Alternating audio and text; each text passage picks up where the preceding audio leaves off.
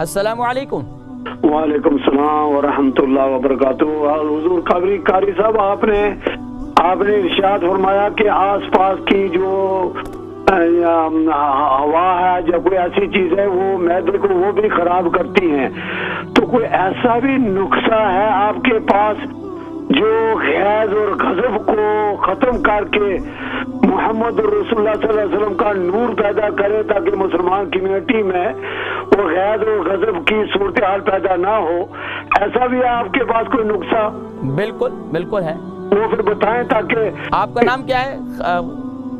تاکہ کمیونٹی کو معلوم ہو سکے کہ قاری صاحب کے نظر میں وہ نسخہ بھی موجود ہے جو غیظ اور غضب کو ختم کر کے گھروں میں یا حکومتوں میں امن پیدا کرنے والا نسخہ ہو۔ سبحان اللہ۔ تو مولا علی مشکل کشا کا سب کا ایسا بیان فرمائیں انشاءاللہ انشاءاللہ۔ آپ کون؟ مسٹر خان صاحب بات کر رہے ہیں؟ جی جی، بہت شکریہ خان صاحب، میں کال کرتا ہوں، بریڈ فوڈ آپ کو جواب کرتا ہوں انشاءاللہ۔ ایک اور خان صاحب تھے، کہہ رہے تھے ہماری کمیونٹی کے اندر آج ہر شخص جو ہے غیظ و غضب کا شکار ہے اور اس کو غصے کا شکار ہے۔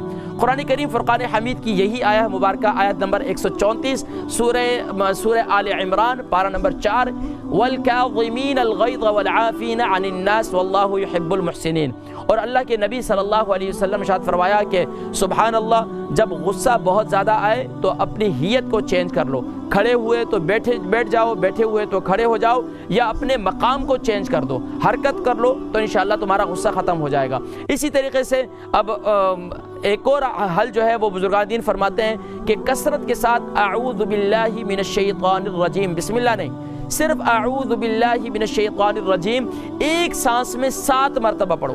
اعوذ باللہ من الشیطان الرجیم، اعوذ باللہ من الشیطان، ایک سانس میں 7 مرتبہ پڑھو، تو انشاءاللہ غصے کی کیفیت جو ہے وہ ختم ہو جائے گی، اور انشاءاللہ دل میں دوسروں کے لیے نرمی پیدا کرنے کے لیے آپ کوشش یہ کیا کریں کہ اللہ تبارک و تعالیٰ کی بارگاہ میں تیسرا کلمہ کثرت سے پڑھا کریں، سبحان اللہ والحمد للہ ولا الہ الا اللہ واللہ اکبر ولا حول ولا قوت الا باللہ العلی العظیم۔ اور یہ جو میں نے آیا مبارکہ آیا نمبر 134 بتائی، یہ ہر فرض نماز کے بعد 3 مرتبہ پڑھ لیا کریں۔ ہر فرض نماز کے بعد جس کو بہت زیادہ غصہ آتا ہے، بہت زیادہ ہائپر ہوتا ہے، یاد رکھیے ہائپر رہنے کا کسی کو نقصان نہیں ہوتا، آپ کا اپنا نقصان ہوتا ہے، آپ کا اپنا معدہ خراب ہو جاتا ہے، اپنا دماغ بھی خراب ہوتا ہے، اور یہاں تک کہ دوسروں کو بھی خراب کر دیتے ہیں۔